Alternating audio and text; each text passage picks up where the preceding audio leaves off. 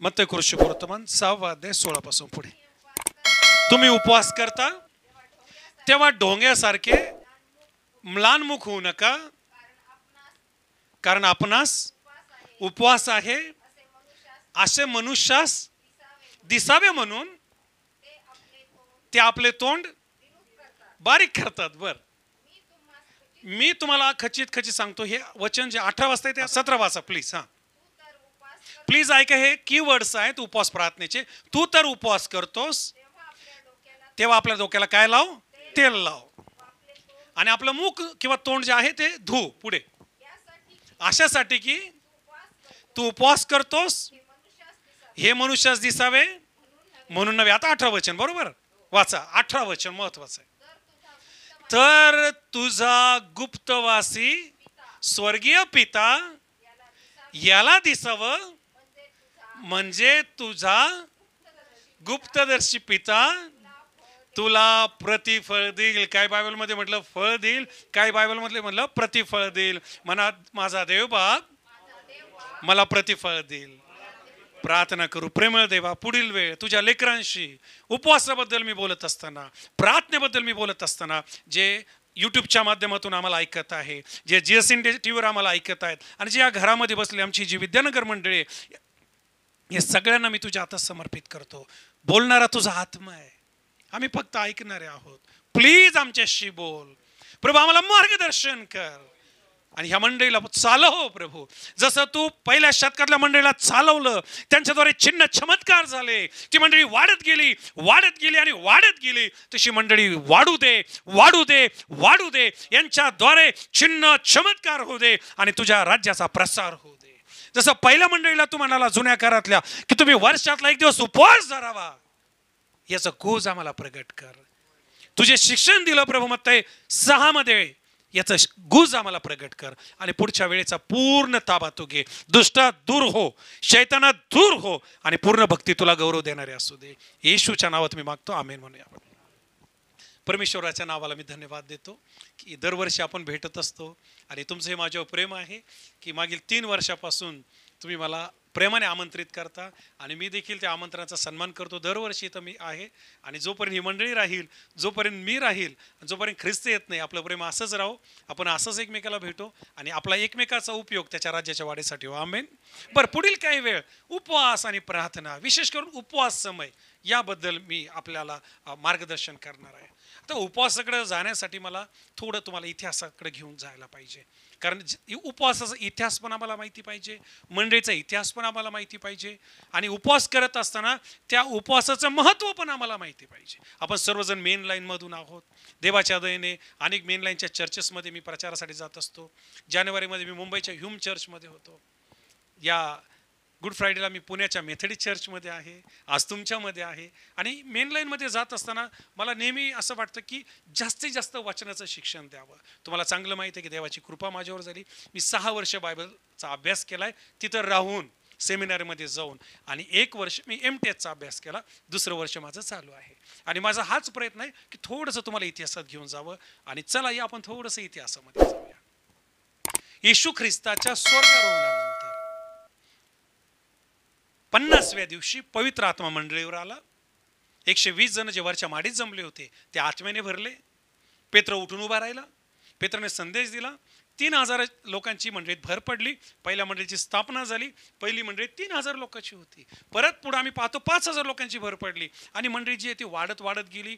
जे अपोस्टल्स होते, अपोस्टल जे 12 प्रेषित आहे, यहुदा सोडून यहुदाच्या जागी नंतर 12वा घेतला होता. हे अपोस्टल मंडळाच्या स्थापना करत गेले. वेगवेगळ्या देशात हे गेले, वेगवेगळ्या राज्यात हे गेले, शंभरनाथ हे गेले, गालिलात हे गेले, यहुद्यात हे गेले, पृथ्वीच्या शेवटापर्यंत गेले. त्यातला एक आपल्या भारतात आला. कोण तो? Very good. आता भारतात कुठं आला याच्याबद्दल डीप टीचिंग आहे, मी आता सध्या तिकडे जाणार नाही. ठीक आहे, फक्त मी तुम्हाला हे सांगत आहे की शिष्यांचा देवाने कसा उपयोग केला. काहींचं म्हणणं आहे तो केरळमध्ये आला, काहींचं म्हणणं आहे तो नेपाळमध्ये आला, काहींचं म्हणणं आहे तो पंजाबमध्ये आला. याच्याबद्दल आपण नंतर कधी बायबल स्टडीमध्ये चर्चा करू. पण महत्त्वाची गोष्टी 12 जे आहेत देशभरात पसरले आणि मग कल्पना करा यांचं वय व्हायला लागलं. यातले बरेच जण मारले गेले. जवळजवळ यातले 11 जण तर मारलेच गेले. एक योहान आहे, त्याला नैसर्गिक मरण आलं, पण त्याचाही खूप छळ झाला. त्यालाही तेलाच्या भट्टीत टाकलं पात्मा नावाच्या बेटावर नीरो राजाने. तिकडे पण आपण नंतर जाऊया. सो हे यांनी एक मंडळीची स्थापना केली. मंडळी वाढत होती, प्रेषित निघून गेलेले होते. याला म्हणतात पहिलं शतक. आजच्या 2000 वर्ष अगोदरचं मी तुम्हाला सांगत आहे. आणि या पहिल्या शतकामध्ये मंडळीने उपवास करायचे ठरवले. आणि हे जे उपवास सुरू झाले हे 46 दिवसाचे उपवास होते. किती दिवसाचे? मी ओके का? जास्त डीप वगैरे होतंय का? ठीक आहे. 46 दिवसाचे उपवास सुरू झाले आणि या उपवासाला जो प्रतिसाद मिळाला तो 50-50 होता. काही लोक पुढे आले, काही लोकांनी टाळलं. आणि म्हणून पहिल्या मंडळीमध्ये एक बिगिनिंग झाली उपवास प्रार्थनेची. आणि जे दस्तावेज आहे मंडळीच्या इतिहासामध्ये त्यामध्ये हा उल्लेख आहे की पहिली मंडळी ही 40 ते 46 दिवसाचे उपवास धरायची. अनेक लोकांचं म्हणणं आहे की 40 दिवस उपवास करू नका. लेंथ जो आहे ठराविक लोकांचा आहे, ठराविक पंथांचा आहे. परंतु पहिल्या शतकातली मंडळी जी आहे ना ती मेनलाईनची होती, ना ती कॅथोलिक होती, ना ती ऑर्थोडॉक्स होती, ना ती CNI होती, ना UCNI होती, ना मेथडिस्ट होती, ना पेंटिकॉस्ट होती. ती ख्रिस्ताची मंडळी होती. आणि त्या मंडळीत उपवास प्रार्थनेला आद्य प्रायोरिटी होती. तिथं उपवास प्रार्थना होत असायच्या. आणि त्याच्यानंतर आम्ही पाहतो की मंडळीमध्ये उपवास प्रार्थना सुरू होत असताना तिथं नाताळ सुरू झाला. त्याच्यामध्ये ईस्टर आहे, गुड फ्रायडे, हे सगळे जे सेलिब्रेशन्स आहेत, हे जे फीस्ट आहेत, हे जे फेस्टिवल्स आहेत, हे सेलिब्रेट केले गेले. परंतु त्याच काळामध्ये आर्मेनियम म्हणून एक खोटं शिक्षण मंडळीत आलं आणि या शिक्षणाने धुमाकूळ घातला. आणि हे शिक्षण म्हणत होतं येशू माणूस आहे, देव नाही. पहिल्या शतकातलं सांगतो मी तुम्हाला. आज आपण म्हणतो यरूशलेम माता आली, आज आपण म्हणतो वनली अमके आले, वनली तमके आले. त्या काळात पहिल्या शतकामध्येच खोटं शिक्षण आलं. आणि या शिक्षणाचं खंडन करण्यासाठी पहिल्या शतकामध्ये एक काउन्सिल झाली. आणि या काउन्सिलमध्ये ठराव घेण्यात आले की मंडळीमध्ये गुड फ्रायडे होईल, मंडळीमध्ये ईस्टर होईल, मंडळीमध्ये नाताळ होईल आणि मंडळीमध्ये तो प्रत्येक फेस्टिवल होईल जो येशू ख्रिस्ताच्या शिक्षणातून आलेला आहे. लक्षपूर्वक ऐका तुम्ही. आणि त्यानंतर जास्तीत जास्त मंडळीने उपवास प्रार्थना सुरू केला आणि उपवास प्रार्थना पुढे जाऊ लागले. आता प्रश्न हा पडला होता की उपवास कोणत्या दिवशी धरायचा आणि कधी संपवायचा. पहिल्या मंडळीत बुधवारी उपवास चालू होत नव्हते. पहिल्या शतकातले उपवास बुधवारी सुरू झाले नाही. राखेचं बुधवार हे तर नावच नव्हतं. हे आपण म्हणतो राखेचा बुधवार. मी थोडं पुढे तुम्हाला घेऊन की राखेचा बुधवार कुठून आला. परंतु तुम्हाला महत्त्वाची गोष्ट सांगू द्या, उपवास पहिली मंडळी करायची. आता ती 46 दिवस करत होती असं काहींचं म्हणणं नाही. काहींचं म्हणणं आहे 48 दिवस करत होती, काहींचं म्हणणं आहे 40 दिवस करत होती. ते किती दिवस करत असो एक गोष्ट लक्षात घ्या, पहिली मंडळी उपवास धरायची. आमेन. आणि जर पहिली मंडळी उपवास धरायची तर आमच्यासाठी रोल मॉडेल पहिली मंडळी आहे. पहिल्या मंडळीतून आपण सर्वजण आलेलो आहोत आणि म्हणून आम्हाला देखील उपवास धरले पाहिजे, आम्ही देखील उपवास केले पाहिजे. आता किती दिवस धरले पाहिजे त्याच्याबद्दल आपण थोडं हळूहळू पुढे जाऊ. परंतु पहिली मंडळी उपवास करत असताना ही परंपरा चालू झाली. पहिलं शतक गेलं, दुसरं शतक गेलं आणि दुसऱ्या शतकामध्ये जे रोमन बादशाह आले, ज्यांनी पाहिलं ख्रिस्ती धर्म वाढतोय, त्यांनी त्या ठिकाणी बदमाशी केली.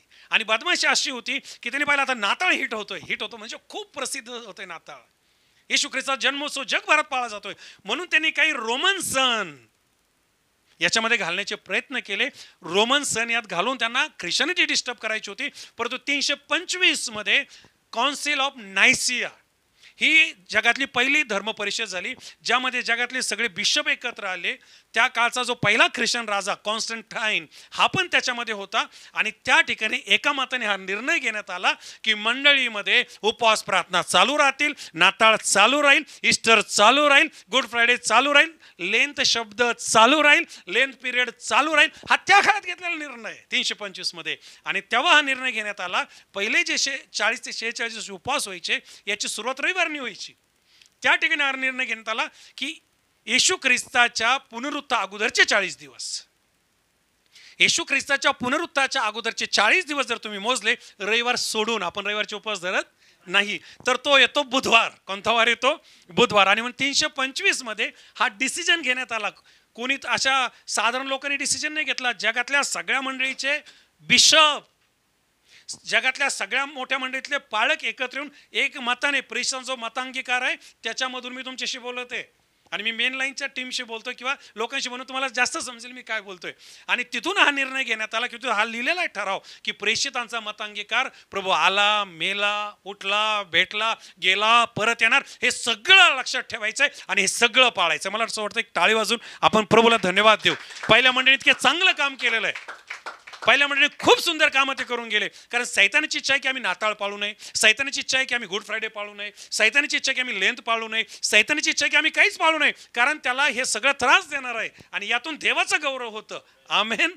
बरं, आम्ही 325 मध्ये येतो. मग रविवारच्या ऐवजी त्यांनी बुधवार चालू केला आणि तेव्हापासून बुधवारचे उपवास चालू झाले. ठीक आहे. आज देखील योगायोगाने कोणता वार आहे आणि आज देखील आपल्या सगळ्यांचे काय उपवास आहे. मी आताच म्हणते उपवास प्रार्थना संपून इकडे आलेलो आहे आणि आज 3 आठवड्या अगोदर आपण राखेचा बुधवार सेलिब्रेट केला. ठीक आहे. आणि म्हणून हा जो बुधवार आहे हा तिथून आला. बरं, हा बुधवार तिथं आल्यानंतर मंडळी एकदम सुंदर सगळं चाललेलं होतं, तरी सुद्धा एक 2% लोक ते काही याच्यात यायला तयार नव्हते. ते आपलं एक न्यूट्रल स्टँड घेत होते आणि त्यांच्यावर कदाचित रोमन लोकांचा प्रभाव पडत होता किंवा खोटे शिक्षणाचा प्रभाव पडत होता. म्हणून 5व्या शतकामध्ये बिशप गेरी यांनी हा डिसिजन घेतला. लक्षपूर्वक आहे का? 5व्या शतकामध्ये बिशप गेरी किंवा पोप गेरी यांनी हा डिसिजन घेतला की या बुधवाराला फक्त बुधवार म्हणू नका, याला राखेचा बुधवार म्हणा. आणि तेव्हापासून हा बुधवार काय सुरू झाला? राखेचा बुधवार सुरू झाला. थोडं मला तुम्हाला राखेकडे घेऊन जाऊ द्या. आता राखेचा बुधवार बायबलमध्ये नाही. जुन्या करातही कुठे राखेचा बुधवार नाही, नवीन करातही कुठे राखेचा बुधवार नाही. तुम्हाला सगळ्यांना समजतंय? ठीक आहे. मी यूट्यूब चॅनलवाल्यांसाठी किंवा जे आपले चॅनल आहे त्यांसाठी पण थोडी डिटेल घेऊन येत आहे. हे डिटेल आपल्याला क्लिअर अंडरस्टँडिंग देतील उपवास करताना, प्रार्थना करताना, लेंथमधून जाताना, ईस्टरमधून जाताना, गुड फ्रायडेमधून जाताना, नाताळमधून जाताना. नाहीतर मग अनेक खोटे शिक्षण, हे करू नका, ते करू नका, याला बळी पडू नका. आज देवाचा आत्मा आपल्याला क्लिअर अंडरस्टँडिंग देत आहे. आणि अजून जर काही डाऊट असतील तर मी आहे, माझा फोन नंबर स्क्रीनवर आहे, तुमच्या समोर आहे, विचार, आपण त्याच्यावर चर्चा करू. बरं, राखेचा बुधवार जसा आला तर हा जो राखेचा बुधवार आहे हा बायबलमध्ये कुठं नाही. आणि तुम्ही अभ्यास करा, बायबल अनेकदा वाचा, कुठं सापडणार पण नाही. हा शब्द बायबलमध्ये का नाही? कारण राखेच्या बुधवारची सुरुवात जी आहे ही येशू ख्रिस्तानंतर झाली. ऐकताय तुम्ही?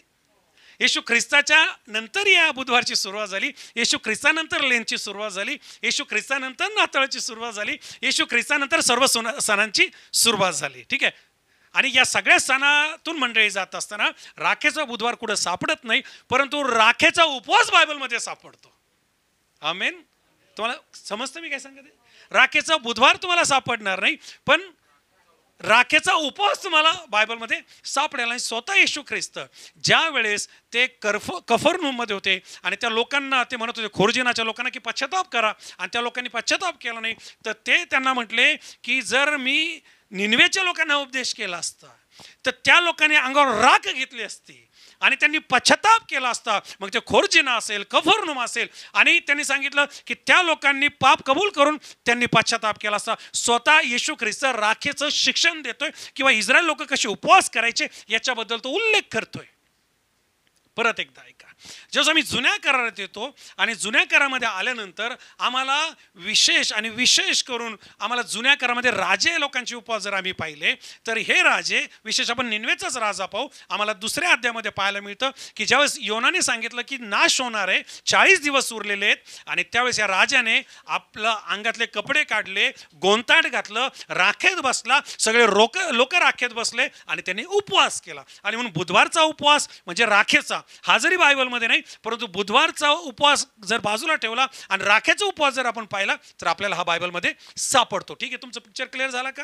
बरं, आता आपण अजून थोडं पुढे जाऊया. या राखेच्या बुधवाराला बायबलमध्ये इतकं महत्त्व का दिलंय, किंवा विशेष करून लेंथमध्ये काय इतकं महत्त्व दिलं जातंय, किंवा ख्रिस्तीमध्ये इतकं महत्त्व का दिलं जातं? कारण या उपवासामध्ये बुधवारच्या दिवशी मंडळी एकत्र येते, पाळक त्या ठिकाणी असतात, सगळे उपवास धरतात, आणि भक्ती झाल्यानंतर पाळकाच्या हातामध्ये राख असते आणि ते राखेची वाटी पाळक येतात, आणि ती राख जी आहे ती मंडळीचे जे सभासद आहे त्यांच्या कपाळाला लावली जाते, कधी कधी गळ्याला लावली जाते, आणि त्याकडे क्रूसाची खून काढल्या जाते. आणि ती राख लावत असताना पाळक हे डिक्लेअर करतो की तू माती आहे, मातीतून आलेला आहे, आणि तू काय करशील? मातीला जाऊन मिळशील.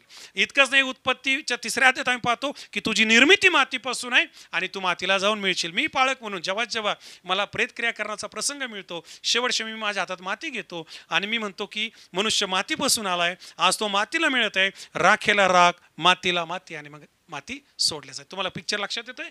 आणि म्हणून आम्हाला पाहायला मिळतं की ही जी राख बुधवारमध्ये आली ही काही मूर्तीपूजा म्हणून किंवा काहीतरी असं चुकीचा मेसेज म्हणून, आणि हे असं काही नाही आहे. याच्या मागची मंडळीची भूमिका होती की मनुष्याला कळावं मनुष्य माती आहे. आज लोक त्याची मूर्तीपूजा किंवा त्या भागाकडे जातात, तर आपण ते काही कधी करत नाही. परंतु राखेचं महत्त्व लक्षात घ्या. का राखेत बसायचे? कारण आम्ही माती देवा, आम्ही धूळ लावत, आमच्यावर दया कर. आणि म्हणून राखेचा बुधवार हा मंडळीमध्ये महत्त्व ठेवतो आणि तो फार गरजेचा आहे. मग आम्ही पाहतो झावळ्याचा रविवार येतो, मोंदी गुरुवार येतो, मग उत्तम शुक्रवार येतो, मग ईस्टर डे येतो. मी इकडे जाणार नाही, आता मला उपवासाकडे थोडं जाऊ द्या. येशू ख्रिस्त ज्यावेळेस उपवासाचं शिक्षण देत आहे, अनेक लोकांचं असं म्हणणं आहे की नवीन काळात उपवासाचं शिक्षणच नाही. कुठे म्हणलं उपवास धरा? अनेक लोक उपवासच धरत नाही. अनेक सेवक उपवासाबद्दल बोलतच नाहीत. अनेक सेवक उपवास करायला शिकवणच देत नाही, आणि त्याच्यामुळे अनेक लोक उपवासापासून दूर आहेत. परंतु चर्च मला आपल्याला सांगू द्या, आम्ही ज्या शास्त्र भागाला हात घातला, मत्ती कृष्ण वर्तमान याचा 6वा अध्याय 16 ते 18 वचनं, स्वतः प्रभू येशू ख्रिस्त इथं उपवासाचं शिक्षण देत आहेत. आणि साधारण शिक्षण देत नाही, ते म्हणतात जेव्हा तू उपवास करतो. असा शब्द आहे का? परत एकदा ऐका तुम्ही शब्द वाचा. तुम्ही जेव्हा बस बस बस बस बस तुम्ही जेव्हा काय करता? आता लक्षपूर्वक आहे का? इथं असं नाही म्हटलं तुम्ही कदाचित उपवास करता, तुम्ही मनात आलं तर उपवास करता, असं आहे का भाषांतर? किंवा तुम्हाला लहर आली, हुकी आली मग उपवास धरला, असं शिक्षण आहे का? येशू म्हणतो व्हेन यू फास्ट, याचा अर्थ त्या काळात ठरलेले उपवास असायचे, आणि येशू ख्रिस्त त्या उपवासाबद्दल बोलत आहे. तर जर तुम्ही जुन्या करारामध्ये आले, योएलचं पुस्तक 2 अध्याय 15 वचन नंतर वाचा, आपल्याकडे वेळ कमी आहे म्हणून मी फास्ट चाललोय. तर त्या ठिकाणी लिहिलं होतं उपवासाचा दिवस नेमा, पवित्र मेळावे भरवा. आणि हा जो उपवासाचा दिवस नेमा हा वर्षातला एक दिवस असायचा, ॲन्युअल फास्टिंग. आणि हा जो कॉन्सेप्ट आहे हा नियमशास्त्रातून आला होता. मोशेने हे कंपल्सेशन केलं होतं, आणि देवाने मोशेला सांगितलं होतं माझ्या लोकांना सांग, प्रायश्चित्ताच्या दिवशी तुम्ही जे तुमची सुटका झाली, तुमच्यासाठी जो पशु मारला गेला, जे रक्त इस्रायल लोकांच्या घराला लावलं गेलं आणि तुम्ही वाचले, मृत्यूदूत फिरला, तुमच्यातलं कोणीच मिळालं नाही, याची तुम्ही पिढ्यानपिढ्या काय ठेवायची? आठवण ठेवायची. आणि वर्षातून किती उपवास करायचे? एक उपवास करायचा. योएल संदेश म्हणतो उपवासाचा एक दिवस नेमा आणि पवित्र मेळावा भरवा. एकत्र या, आपले वस्त्र नाही, अंगाला राख नाही, आपलं हृदय फाडा, पश्चाताप करा, मागे वळा. हे आम्हाला पाहायला मिळतं जुन्या काळाचं उपवासाचं शिक्षण. आणि येशू ख्रिस्त हाच कॉन्सेप्ट घेऊन मग आम्हाला पाहायला मिळतं की येशू ख्रिस्त ज्या वेळेस या कफरनहूम आणि खोरजीन हे पश्चाताप करत नाही, यांना निनवेच उदाहरण देतो, म्हणजे तो उपवास आठवून देतो की त्या लोकांनी उपवास केला. अजून मजेची गोष्ट, शास्त्रामध्ये येशू ख्रिस्ताने खूप सुंदर पॅराबल दिलंय. पॅराबल म्हणजे गोष्ट, आणि गोष्ट अशी आहे, एक पापी मनुष्य देवाच्या मंदिरात न जाता बाहेरच उभा राहिला, उरबडून घेते, वर स्वर्गाकडे पाहत नाही आणि रडून म्हणतो देवा मी खूप पापी आहे, माझ्यावर काय कर. त्याच्या शेजारी एक शास्त्री पुरुष आहे आणि तो म्हणतो देवा मी याच्यासारखा पापी नाहीये, मी आठवड्यातून काय करतो? 2 उपवास करतो. तुम्हाला समजतं मी काय बोलत आहे? आठवड्यातून मी 2 उपवास करतो, मी दशांश देतो. येशू ख्रिस्ताने दिलेला दाखला आहे हा. येशू ख्रिस्ताने सांगितलेलं उदाहरण आहे. हा पुरुष आठवड्यातून किती उपवास करायचा?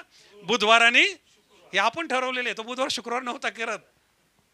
ठीक आहे, काही ख्रिस्ती कुटुंबात 2 उपवास असतात आणि केले पाहिजे, मी काही विरोधात नाहीये. परंतु हा पुरुष किती उपवास धरत आहे? 2 उपवास धरते. कोण शिकवत आहे? येशू ख्रिस्त शिकवत आहे. निनिवेबद्दल कोण शिकवत आहे? येशू ख्रिस्त शिकवत आहे. इतकंच नाही, आम्हाला पाहायला मिळतं जुना करार उपवासाबद्दल एक दिवस शिकवतो. येशू ख्रिस्त म्हणतो जेव्हा तू उपवास करशील. आणि पावलाच्या पत्रात जर आम्ही गेलो, पावलाच्या जीवनाकडे जर आम्ही गेलो, पहिल्या मंडळीकडे जर आम्ही गेलो, तर ते वरच्या घरामध्ये पवित्र आत्मा येईपर्यंत वाट पाहत होते. अनेक दिवस ते तिथं प्रार्थना करत होते. अंत्योकची मंडळी उपवास करणारी होती. पौल आणि बर्नबा हे उपवास करत होते. तेव्हा पवित्र आत्माला, आणि पवित्र आत्मा म्हणल्याला वेगळं करा. स्वतः पौल जेव्हा रोमचा प्रवास करत होता, 27वा आणि 28वा अध्याय तुम्ही वाचा, 14 दिवस तो अन्नाशिवाय होता. आणि म्हणून मला कन्क्लुजन मध्ये आपल्याला सांगू द्या, आमच्या ख्रिस्ती जीवनामध्ये उपवास फार महत्वाचे आहेत, उपवास फार गरजेचे आहेत.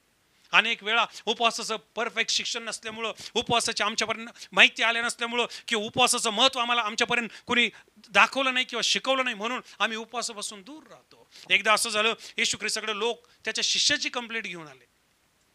आणि कंप्लेंट काय होती माहिती आहे का? प्रभू तुमच्या शिष्यांना या मुलाला बरं करता आलेलं नाही. आणि त्याच्यात काय होता? दुरात्मा, भूत लागलेलं होतं. येशूने म्हटलं उपवासाशिवाय हे होणार नाही. बरोबर आहे का? हा. आणि म्हणून मंडळी लक्षात घ्या, काही ठिकाणी आम्हाला उपवासाची गरज आहे. आजारातून बाहेर यायचं, देवाच्या जवळ जा, त्याचं मुख शोधा, उपवास धरा, पाहतो बोलेल. व्यसनातून बाहेर यायचं, उपवास धरावे लागतील.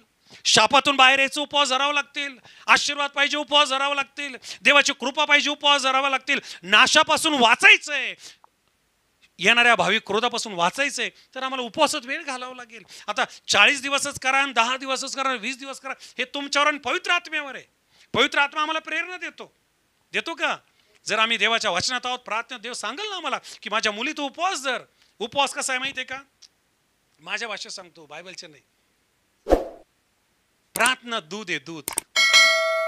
आपल्याला बरेच वेळा दूध आवडत नाही. आणि उपवास साखर आहे.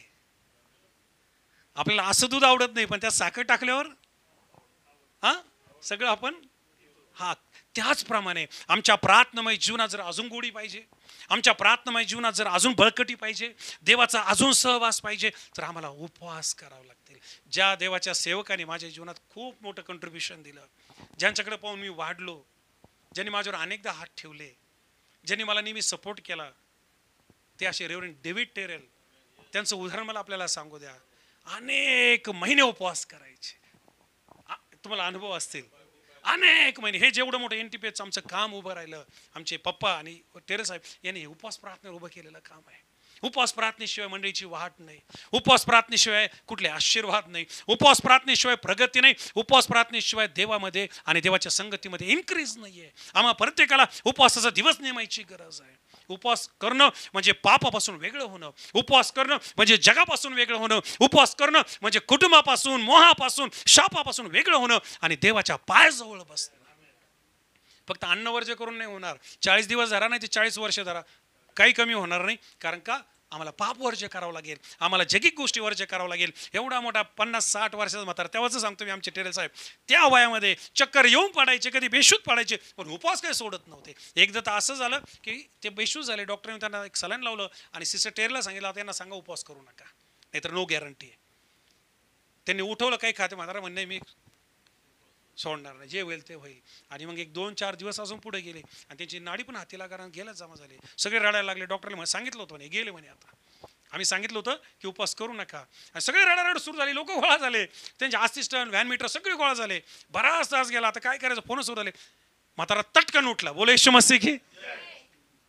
एकदम सिंह त्यांच्या अंगात आला आणि अन्न भाषेत बोलायला लागले. सगळं चला प्रार्थना करू. आणि 2 तास प्रार्थना केली. टाळ्या वाजून देवाला धन्यवाद.